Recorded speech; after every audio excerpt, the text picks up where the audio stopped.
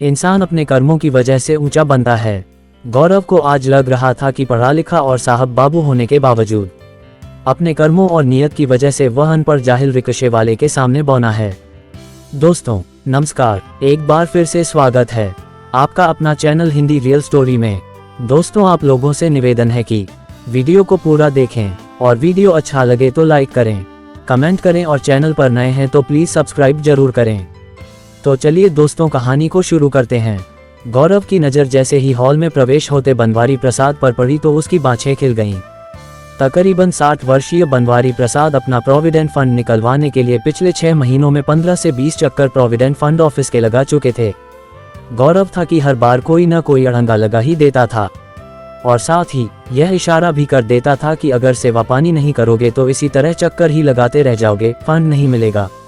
लेकिन शायद या तो बनवारी प्रसाद इतने सीधे थे कि गौरव का इशारा नहीं पकड़ पाते थे या फिर जानबूझकर अनजान बने हुए थे। कारण कुछ भी हो, बात वहीं की वहीं रहती थी और गौरव झुंझला कर रह जाता था। बनवारी प्रसाद के इस रवैये से परेशान होकर उनकी लास्ट विजिट पर गौरव ने उनसे साफ साफ ही कह दिया कि अंकल जी आप बात को समझ क्यों नहीं रहे हैं, बार बार चक्कर पर चक्कर लगाने से आपका काम नहीं होने वाला। क्योंकि इस ऑफिस का तो सीधा सा सिद्धांत है कि फंड का 10% दो और फंड लो। मैं पिछले 5 से 6 महीने से यही बात आपको बार बार इशारों में समझने की कोशिश कर रहा हूँ, लेकिन आप हैं कि समझने का नाम ही नहीं ले रहे।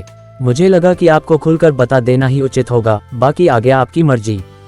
कहने को तो गौरव ने साफ साफ कह दिया था, लेकिन साथ ही उसके मन में ये संशय भी था कि कहीं ऐसा न हो कि उसकी बात सुनकर बनवारी प्रसाद बुरी तरह से बिफर न जाएं या कोई सीन न क्रिएट कर दें जिसकी वजह से लेने के देने पड़ जाएं। लेकिन उस समय उसे अपने कानों पर विश्वास नहीं हुआ जब उसने बनवारी प्रसाद को कहते सुना, अगर यही बात थी बेटा तो पहले बता देते, बेकार में इतना वक्त तो न बर्बाद होता। खैर अब तुमने जब साफ साफ समझ ही दिया है तो अगली बार मैं तुम्हें शिकायत का मौका नहीं दूंगा। ये कहकर बनवारी प्रसाद उस दिन ऑफिस से चले गए। उस दिन के बाद से आज 10 दिनों बाद फिर बनवारी प्रसाद के कदम ऑफिस में पड़े थे और उन पर नजर पड़ते ही उनका पिछला कथन गौरव के कानों में गूंज गया था। इसीलिए उन्हें देखते ही उसका मन खुशी से झूम उठा था कि देर से ही सही आखिरकार उसका बकरा हलाल होने को तैयार होकर तो आया। लेकिन उसके भीतर की खुशी कहीं उसके चेहरे से न उजागर हो जाए, इसके लिए बनवारी प्रसाद पर नजर पड़ते ही न सिर्फ उसने अपनी नजरें उनसे हटाकर सामने टेबल पर रखी कंप्यूटर स्क्रीन पर जमा दी, बल्कि अपने चेहरे पर ऐसे भाव भी ले आया जैसे काम के बोझ के मारे उसे सिर उठाने की भी फुर्सत न हो और उसे पता ही न हो कि ऑफिस में कौन आया और कौन गया। गौरव की टेबल के नजदीक पहुंचकर बनवारी प्रसाद ठिठक कर रुक गए। उन्हें उम्मीद थी कि उनके कदमों की पदचाप जरूर गौरव के कानों में पड़ी होगी, लिहाजा वे उम्मीद कर रहे थे कि गौरव सिर उठाकर देखेगा कि कौन उसके पास आकर खड़ा हो गया है। लेकिन गौरव ने भी ठान लिया था कि जब तक बनवारी प्रसाद खुद नहीं बोलेंगे तब तक वह यूं ही कंप्यूटर स्क्रीन पर नजरें गड़ाए रखेगा, जैसे उसे पता ही न हो कि कोई उसकी टेबल के पास खड़ा भी है। बनवारी प्रसाद को ही गौरव का ध्यान अपनी ओर आकर्षित करने के लिए हल्के से खांसना पड़ा। उनके हल्के से खांसते ही गौरव ने तपाक से अपनी नजरें कंप्यूटर स्क्रीन से हटाकर सामने की और बनवारी प्रसाद को देखते हुए यूं आश्चर्यचकित होकर दिखाया जैसे बनवारी प्रसाद को उसने पहली बार देखा हो। अरे अंकल जी आप कब आए? बस थोड़ी देर पहले ही, अपने होठों पर एक फीकी सी मुस्कान बिखेरते हुए बनवारी प्रसाद ने कहा। लगता है आज कुछ ज्यादा ही बिजी हो। अरे अंकल जी आज क्या और कल क्या, यहाँ तो हर रोज काम का इतना बोझ रहता है कि क्या बताएं। अपने चेहरे पर थकान के भाव लाते हुए गौरव ने अपनी टेबल के सामने पड़ी कुर्सियों पर बैठने का इशारा करते हुए आगे कहा, ये सब तो खैर चलता ही रहेगा। आप बताइए मैं आपकी क्या सेवा कर सकता हूँ? हमारी तो बस एक ही सेवा है और वह तुम अच्छी तरह से जानते हो। बनवारी प्रसाद ने एक कुर्सी पर बैठते हुए गंभीर स्वर में कहा, और अब तो मैं सेवा शुल्क भी देने को तैयार हूँ, लिहाजा तुम्हें सेवा करने में कोई परेशानी भी नहीं होनी चाहिए। बनवारी प्रसाद की बात सुनकर पल भर को तो गौरव सकपका गया, लेकिन फिर तत्काल अपने को संभालता हुआ ऐसे स्वर में बोला जैसे बड़े ही भारी मन से यह बात कह रहा हो, आप भी कैसी बात कर रहे हैं अंकल जी। मेरी तो दिली इच्छा होती है कि मैं निश्चल भाव से हर किसी की सेवा करूं, लेकिन हम भी क्या करें, हमारी भी तो मजबूरी है। अब दफ्तर का जो सिस्टम है हमें तो उसी के हिसाब से चलना पड़ेगा ना। बात तो तुम्हारी ठीक है, दफ्तर के सिस्टम को तो तुम इग्नोर नहीं कर सकते। बनवारी प्रसाद ने सहमति में सिर हिलाते हुए कहा, खैर तुम मुझे बताओ कि मुझे कितना देना है। बताया तो था, फंड का 10%। गौरव ने तत्परता से कहा, आप मुझे अपना अकाउंट नंबर बताइए, मैं चेक करके बताता हूँ कि आपका कितना बनता है। बनवारी प्रसाद द्वारा अपना अकाउंट नंबर बताते ही गौरव की उंगलियां कीबोर्ड पर खेलने लगी और कुछ ही सेकंड के बाद उसने कहा, सब कुछ मिलाकर आपका फंड बनता है 13 लाख रुपए और इस हिसाब से आपको देना है 1,03,000 रुपए। ये तो बहुत ज्यादा है। बनवारी प्रसाद के स्वर में निराशा साफ झलक रही थी। आप फंड भी तो देखिए, 13 लाख रुपए। बेटा, वह मेरी मेहनत की कमाई है, कोई सरकारी खैरात नहीं है। गौरव की बात सुनकर थोड़ा उत्तेजित हो उठे थे बनवारी प्रसाद। हर महीने की तनख्वाह में से पैसे कटे हैं तो यह फंड जुटा है और बची हुई तनख्वाह से हम कैसे गुजारा करते थे ये हम ही जानते हैं। गौरव को भी एहसास हुआ कि वह कुछ गलत बोल गया है, लिहाजा अपनी भूल को सुधारने की चेष्टा करते हुए वह बोल उठा, मेरा मतलब यह नहीं था अंकल जी। खैर, अब आप ये बताइए कि करना क्या है। 1,03,000 रुपए की रकम तो बहुत ज्यादा है, बनवारी प्रसाद ने निराशाजनक स्वर में कहा। मैं तो ज्यादा से ज्यादा 30 से 40 हजार रुपए देने की उम्मीद कर रहा था। अब आप मजाक कर रहे हो अंकल जी। बनवारी प्रसाद की बात सुनते ही गौरव ने हंसते हुए कहा, भले ही आपको एग्जैक्ट फिगर न पता हो लेकिन अंदाजा तो होगा ही कि आपका फंड कितना बनता है और 10% की बात मैं आपको बता ही चुका था। इसके बावजूद अगर आप 30 से 40 हजार की बात सोच रहे थे तो फिर मैं क्या ही कहूँ। देखो भाई, मैं अपनी क्षमता आपको बता चुका हूँ और ज्यादा से ज्यादा मैं इसमें 5 से 10 हजार और जोड़ सकता हूँ। इससे आगे मेरी हिम्मत नहीं है, दो टूक स्वर में कहा बनवारी प्रसाद ने। पिछली बार जब गौरव ने बनवारी प्रसाद से 10% वाली बात कही थी तो उसे अच्छी तरह से पता था कि बनवारी प्रसाद का टोटल फंड कितना है। गौरव इस खेल का पुराना खिलाड़ी था और बखूबी जानता था कि ऐसे मामलों में बार्गेनिंग होती ही है, इसलिए उसने जानबूझकर बनवारी प्रसाद से 10% की मांग की थी, क्योंकि वह जानता था कि 10% मांगूंगा तो 5 से 6% मिलेगा। अब जब बनवारी प्रसाद ने अपनी बात दो टूक कह दी तो गौरव समझ गया कि अब डील फाइनल करने का मौका आ चुका है। लिहाजा उसने भी अपने स्वर में थोड़ी गंभीरता डालते हुए कहा, देखिए अंकल जी, जो रकम आप बोल रहे हैं उसमें तो काम होने से रहा, क्योंकि हमारे ऊपर भी अधिकारी हैं और हमें उनको भी जवाब देना होता है। लेकिन चूंकि आप 5 से 6 महीने से परेशान हो रहे हैं, इसलिए मैं ज्यादा से ज्यादा ये कर सकता हूँ कि ऊपर के 30,000 रुपए छोड़ दूँ। ये सुनते ही बनवारी प्रसाद समझ गए कि अभी भी बार्गेनिंग की गुंजाइश बनी हुई है, लिहाजा उन्होंने भी अपना दांव चलाते हुए कहा, भाई मैं ज्यादा से ज्यादा 60 से 65 कर सकता हूँ। अगर इतने में तुम लोग तैयार तो ठीक, वरना। जानबूझकर उन्होंने अपनी बात अधूरी छोड़ दी। बनवारी प्रसाद की बात सुनते ही गौरव समझ गया कि अब बात फाइनल होने वाली है, लिहाजा उसने कहा, अंकल जी केवल एक बात, 75,000, हाँ या ना। बनवारी प्रसाद भी समझ चुके थे कि रकम अब इससे ज्यादा और कम नहीं हो सकती है, लिहाजा उन्होंने भी कह दिया, रकम तो अभी भी ज्यादा है लेकिन क्या करें, मजबूरी है, जैसी तुम्हारी मर्जी। 75 फाइनल। बनवारी प्रसाद के फाइनल करते ही गौरव ने टेबल की साइड में रखी फाइलों के बंडल में से एक फाइल निकालते हुए कहा, आपकी फाइल तैयार है, केवल मेरे साइन होने बाकी हैं। इधर आपने अपना काम किया और उधर मैंने फाइल पर साइन करे और 10 मिनट के अंदर रकम आपके बैंक खाते में। लेकिन अभी मेरे पास तो इतने पैसे नहीं हैं। गौरव के बात खत्म करते ही संकोचपूर्ण स्वर में कहा बनवारी प्रसाद ने, जैसा कि मैंने पहले ही कहा था कि मुझे 25 से 30 की उम्मीद थी, लिहाजा फिलहाल मेरे पास इतने ही पैसे हैं और मेरा ATM कार्ड भी घर पर ही छूट गया है। बनवारी प्रसाद की बात सुनते ही गौरव तिलमिला उठा। उसे लगा जैसे उसके मुंह में जाते निवाले को बनवारी प्रसाद ने छीन लिया हो, लिहाजा न चाहते हुए भी उसके स्वर में तल्खी सी आ गई, अब आप ही बताइए कि मैं क्या करूं। पैसे आपके पास है नहीं और ATM आप लाए नहीं तो फिर कैसे बनेगा काम। अगर इतराज न हो तो एक बात कहूं। बनवारी प्रसाद ने हिचकते हुए कहा, कहिए। बैंक की ब्रांच और ATM मेरे घर के पास ही हैं। मैं अभी घर जाकर पैसों का इंतजाम कर लेता हूं और अगर आप बुरा न माने और आपको परेशानी न हो तो आप शाम को ऑफिस के बाद घर जाते हुए पैसे मेरे घर से उठा लीजिए। बनवारी प्रसाद ने डरते डरते अपना प्रस्ताव रखा। दफ्तर के रिकॉर्ड में बनवारी प्रसाद का जो एड्रेस लिखा था वह गौरव के घर के रास्ते में ही पड़ता था, लिहाजा कुछ क्षण तक बनवारी प्रसाद के प्रस्ताव पर विचार करने के बाद गौरव ने कहा, आप उसी एड्रेस पर रहते हैं जो इस दफ्तर के रिकॉर्ड में दर्ज है। जी हाँ, ठीक है, फिर मैं शाम को आपसे आपके घर पर मिलता हूँ। गौरव ने प्रोग्राम फाइनल करते हुए कहा, मैं शाम को 7 बजे के आसपास आपके पास पहुँचता हूँ और अगर प्रोग्राम में कुछ ऊपर नीचे होता है तो मैं आपको फ़ोन कर लूँगा। हम दोनों के पास एक दूसरे के मोबाइल नंबर तो हैं ही। ठीक है, फिर तो शाम को मिलते हैं। कहते हुए बनवारी प्रसाद उठे और गौरव का अभिवादन करके बाहर की ओर चल दिए। बनवारी प्रसाद के बाहर जाते ही गौरव के पास वाली सीट पर बैठने वाले मिश्रा जी बोल उठे, बधाई हो गौरव बाबू, मान गए आपको भी। भले ही 5 से 6 महीने लग गए लेकिन आप भी बकरा हलाल करके ही माने।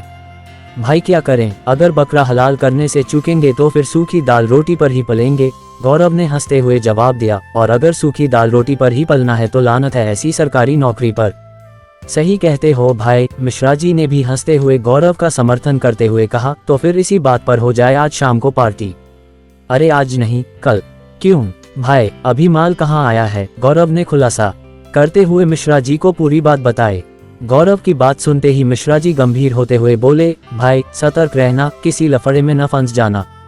कैसा लफड़ा? चौंक उठा गौरव। भाई न्यूज में स्टिंग के बारे में तो देखते सुनते ही होगे। मिश्रा जी ने अपनी शंका व्यक्त की। कहीं ऐसा न हो कि वह अपने घर में पूरा जाल फैला कर बैठा हो और आप रंगे हाथ धर लिए जाएं। सतर्क करने के लिए आपका धन्यवाद मिश्रा जी, लेकिन चिंता मत करो, ऐसा कुछ नहीं होगा। गौरव ने पूरे विश्वास के साथ कहा, मैंने कोई कच्ची गोलियां नहीं खेली हैं, मैंने कोई ऐसे ही हामी नहीं भर दी है। वह मुखर्जी नगर में स्टेट बैंक के पास रहता है और मेरा एक रिश्तेदार भी उसके घर के आसपास रहता है। मैं सीधा अपने रिश्तेदार के घर पर जाऊंगा और बनवारी प्रसाद को वहीं बुलवाऊंगा और जो भी बातचीत व लेन देन होगा सब उसी रिश्तेदार के घर पर होगा। फिर ठीक है। गौरव की बात सुनकर मिश्रा जी कुछ आश्वस्त हुए, लेकिन फिर भी सतर्क रहना, आजकल मोबाइल से भी बहुत कुछ हो जाता है। चिंता मत करो मिश्रा जी, मैं पूरी तरह सतर्क रहूंगा। उस समय शाम के 7 बज रहे थे जब गौरव ने मुखर्जी नगर मेट्रो स्टेशन के बाहर कदम रखा। भले ही मेट्रो स्टेशन का नाम मुखर्जी नगर था, लेकिन वास्तव में मुखर्जी नगर उस मेट्रो स्टेशन से तकरीबन 5 किलोमीटर दूर था और वहां के लिए मेट्रो स्टेशन के बाहर से ही रिक्शे चलते थे। अभी थोड़ी देर पहले ही बारिश होकर हटी थी और आसमान में अभी भी काले बादलों का जमघट था। वातावरण में जबरदस्त उमस थी और हवा बिल्कुल बंद थी। साफ जाहिर था कि थोड़ी ही देर में बारिश फिर से शुरू हो सकती थी। स्टेशन के बाहर ही रिक्शे वालों का स्टैंड था, जहां 8 से 10 रिक्शे वाले मौजूद थे और आवाज लगा कर सवारियों को बुला रहे थे। गौरव सीधा उस रिक्शे वाले के पास पहुंचा जिसका पहला नंबर था और उससे पूछा, हाँ भाई, चलोगे मुखर्जी नगर स्टेट बैंक के पास? चलेंगे साहब। कितने पैसे? जी 50 रुपए। पागल हो गए हो क्या? 50 रुपए की बात सुनते ही गौरव भड़क उठा। रोज के आने जाने वाले हैं, मुखर्जी नगर में चाहे कहीं भी जाओ 20 रुपए सवारी का खुला रेट है। तुम में या तुम्हारे रिक्शे में ऐसे कौन से 4 चांद लगे हैं जो तुम 50 रुपए मांग रहे हो? आपकी बात ठीक है साहब कि 20 रुपए सवारी का खुला रेट है, लेकिन अभी थोड़ी देर पहले बारिश होकर हटी है और आपको तो पता ही होगा कि जरा सी बारिश होते ही मुखर्जी नगर जाने वाली सड़क पर घुटने तक पानी भर जाता है और ऐसे में रिक्शा चलाना कितना मुश्किल होता है, आप समझ सकते हैं। ठीक है, लेकिन 50 रुपए तो बहुत ज्यादा हैं। मर्जी है आपकी साहब जी। ये कहने के साथ ही रिक्शे वाले ने बातचीत का अंत कर दिया। गौरव ने बाकी रिक्शे वालों को टटोला, लेकिन नतीजा शून्य ही रहा। जहां कुछ रिक्शे वालों ने जाने से साफ साफ मना कर दिया, वहीं जो रिक्शे वाले जाने को तैयार भी हुए वे 50 रुपए से ज्यादा मांग रहे थे। जब कोई रिक्शे वाला तैयार नहीं हुआ तो गौरव की समझ में आया कि पहले रिक्शे वाले को ठुकराकर उसने गलती कर दी है। बाकी रिक्शे वालों से बात करता हुआ गौरव थोड़ा आगे तक आ चुका था। उसने वहीं से मुड़कर देखा। पहले रिक्शे वाले को अभी तक सवारी नहीं मिली थी, लेकिन उससे फिर से बात करने पर गौरव को अपनी हिटी महसूस हो रही थी, इसलिए वह वहीं एक और खड़ा होकर सोच ही रहा था कि क्या करे कि पहले रिक्शे वाला उसके पास आकर खड़ा हो गया और बोला, चलिए साहब जी, आपको छोड़ ही देते हैं, आप 40 रुपए दे देना। गौरव तो मौके का इंतजार कर ही रहा था, लिहाजा वह लपक कर रिक्शे में बैठता हुआ बोला, नहीं नहीं भाई, कोई बात नहीं, हम 50 ही दे देंगे। गौरव के बैठते ही रिक्शे वाले ने अपने पूरे शरीर का जोर लगाकर रिक्शे को गति दे दी। ऐसा है बाबूजी कि हम तो खुद ही किसी सवारी से ज्यादा पैसा नहीं लेना चाहते हैं, लेकिन क्या करें, बारिश में ऐसी मजबूरी हो जाती है कि रेट बढ़ाने पर मजबूर हो जाते हैं। रिक्शे के गति पकड़ते ही रिक्शे वाले ने बिना मांगे अपनी सफाई देनी शुरू कर दी। अभी आप वहां पहुंचेंगे तो देखिएगा कि कितना बुरा हाल है। हमें पैदल रिक्शा खींचना पड़ेगा, तब कहीं जाकर आप अपनी मंजिल तक पहुंचेंगे। गौरव का दिमाग तो बनवारी प्रसाद से मिलने वाली रकम और दफ्तर के साथियों के साथ उसके बंटवारे के हिसाब किताब में उलझ था, इसलिए उसका ध्यान रिक्शे वाले की बातों की तरफ नहीं था और वह अनमने भाव से केवल हूँ कर रहा था। जबकि इन सब से बेखबर रिक्शे वाला पूरी तन्मयता से अपनी सफाई दिए जा रहा था। थोड़ी ही देर में स्टेट बैंक का बोर्ड चमकने लगा। जैसे जैसे रिक्शा आगे बढ़ रहा था वैसे वैसे बैंक की बिल्डिंग नजदीक आती जा रही थी। अभी तक पूरे रास्ते में पानी के हल्के फुल्के जमाव के अलावा ऐसा कोई जलभराव नजर नहीं आया जिसका कि अंदेशा रिक्शे वाले जाहिर कर रहे थे। लिहाजा रिक्शा बड़ी आसानी से स्टेट बैंक तक पहुंच गया। अपने ही हिसाब किताब में उलझे हुए गौरव को पता ही नहीं चला कि स्टेट बैंक आ चुका है। वह तो तब चौंका जब उसके कानों से रिक्शे वाले का स्वर टकराया, बाबूजी, स्टेट बैंक आ गया। अब बताए किधर जाना है? ओह, स्टेट बैंक आ भी गया। रिक्शे वाले की आवाज़ सुनते ही गौरव ने चौंक कर अपने इधर उधर देखा तो उसे पता चला कि वह कहाँ पहुँच चुका है। अब बताइए बाबूजी, आगे किधर जाना है? रिक्शे वाले ने अपना प्रश्न दोहराया। गौरव ने कुछ पल सोचा और फिर बोला, ऐसा है, तुम मुझे यहीं उतार दो। ठीक है बाबूजी, कहते हुए रिक्शे वाले ने रिक्शा साइड में लगाकर रोक दिया। रिक्शे से उतरकर गौरव ने जेब से पर्स निकाला और 100 रुपए का एक नोट निकालकर रिक्शे वाले की ओर बढ़ाते हुए बोला, लो पैसे काट लो। 100 का नोट देखकर रिक्शे वाले ने अपने कुर्ते की जेब से पैसे निकाले और बाकी पैसे वापस करने के लिए गिनने लगा। गिनने के बाद उसने पैसे गौरव को दे दिए और गौरव से 100 का नोट लेकर अपनी जेब में रख लिया। वह रिक्शे को वापस मोड़ने लगा। गौरव ने जैसे ही रिक्शे वाले से मिले पैसे गिने तो वह चौंक गया और हंसते हुए रिक्शे वाले से बोला, क्यों भाई, हर सवारी के साथ ऐसा ही करते हो क्या? क्या हुआ बाबूजी? गौरव की बात सुनकर आगे बढ़ने को तत्पर रिक्शे वाले ने रिक्शा रोककर गौरव की ओर सवालिया नजरों से देखते हुए पूछा, भाई तुमने मुझे 50 के बजाय 80 रुपए वापस कर दिए हैं। गौरव ने हंसते हुए अपनी बात जारी रखी, और अगर तुम ऐसा हर सवारी के साथ करते हो तो चल लिया तुम्हारा घर, पाल लिया तुमने अपना और अपने बीवी बच्चों का पेट। लो पकड़ो बाकी के पैसे। गौरव ने 30 रुपए उसकी ओर बढ़ाए। नहीं बाबूजी, हमने सही पैसे काटे हैं। गौरव की बात सुनकर रिक्शे वाले ने मुस्कुराते हुए कहा, 50 रुपए तो हमने इसलिए मांगे थे कि रास्ते में पानी भरे होने की उम्मीद थी, लेकिन जब रास्ते में पानी ही नहीं भरा है तो काहे के ज्यादा पैसे? सूखे रास्ते पर तो हिसाब से 20 ही रुपए बनते हैं ना। रिक्शे वाले के शब्दों ने मानो गौरव को झकझोर कर जगा दिया। एकाएक वह अपने आप को उस रिक्शे वाले के सामने बहुत बौना महसूस करने लगा। रिक्शे वाले के शब्दों से अपने भीतर पैदा हुई आत्मग्लानि से उबरने के प्रयास में उसने कहा, पानी नहीं भरा हुआ था तो क्या हुआ? हमारी तुम्हारी बात तो 50 रुपए की हुई थी ना, इसलिए लो ये पैसे रख लो। नहीं बाबूजी, हम ये पैसे नहीं ले सकते। हमारी मेहनत के केवल 20 रुपए बनते हैं और वह हम ले चुके हैं। हाथ जोड़कर वह आगे बोला, हम तो अनपढ़ व जाहिल हैं, लेकिन आप तो काफी पढ़े लिखे बाबू साहब हैं। आप तो हमसे कहीं ज्यादा अच्छी तरह से समझते होंगे कि जो बरकत और सुकून मेहनत की कमाई में है वह हराम की कमाई में नहीं है, और ये 30 रुपए हमारे लिए हराम की कमाई होंगे जिसके कि हम कतई तलबगार नहीं हैं। और अपनी बात खत्म करने के साथ ही रिक्शे वाला वहां से चल दिया। रिक्शे वाले के मुंह से निकला एक एक शब्द गौरव को अपने गालों पर तमाचों की तरह महसूस हो रहा था। उसे लग रहा था कि जैसे रिक्शे वाले ने अपने शब्दों से उसे भरे बाजार पूरी तरह से नंगा कर दिया हो। उसकी समझ में नहीं आया कि वह क्या कहे। वह किंकर्तव्य विमूढ़ सा दूर जाते रिक्शे वाले को देखता रह गया। वह महसूस कर रहा था कि इस रिक्शे वाले के मुकाबले वह कितना घटिया और नीच इंसान है। एक तरफ ये रिक्शे वाला है जो तय होने के बावजूद ज्यादा पैसे लेने के लिए इसलिए तैयार नहीं है क्योंकि रास्ते में पानी नहीं भरा था, और दूसरी तरफ वह है जो अपनी पोजीशन का नाजायज फायदा उठाकर लोगों की जेबों से जबरदस्ती पैसे निकाल लेता है। एक एक करके पिछले तकरीबन 10 वर्षों की उसकी नौकरी का एक एक लम्हा चलचित्र की भांति उसकी आंखों के सामने से गुजरने लगा था। वह देख रहा था कि कैसे लोग उसके सामने अपनी बेटी की शादी, अपना इलाज, पैसे की कमी की वजह से जीवनयापन में आ रही परेशानियों तथा और भी न जाने किन किन मजबूरियों का रोते रोते जिक्र करते हुए अपना फंड रिलीज करने की गुहार लगाते रहते थे। लेकिन मजाल है कि उसने किसी का भी काम बिना पैसे लिए किया हो। लेकिन आज इस रिक्शे वाले के सामने वह अपने आप को पराजित सा महसूस कर रहा था। उसे लग रहा था कि पढ़ा लिखा और साहब बाबू होने के बावजूद अपने कर्मों और नियत की वजह से वह उस अनपढ़ जाहिल रिक्शे वाले के सामने कहीं नहीं ठहरता। अपने पिछले कर्मों का बोझ उसे इस कदर महसूस हो रहा था कि उसका मन कर रहा था कि वह रेल की पटरी पर अपना सिर रख दे या फिर मेट्रो की ऊंची बिल्डिंग से छलांग लगा दे ताकि उसे अपने अंतर्मन पर लदे इस बोझ से हमेशा के लिए छुटकारा मिल जाए। कुछ देर वह वहीं खड़ा हुआ क्या क्या सोचता रहा था, और फिर अपने अंतर्मन पर लदे इस बोझ को लिए वह सिर झुकाए धीरे धीरे एक और चलता चला गया।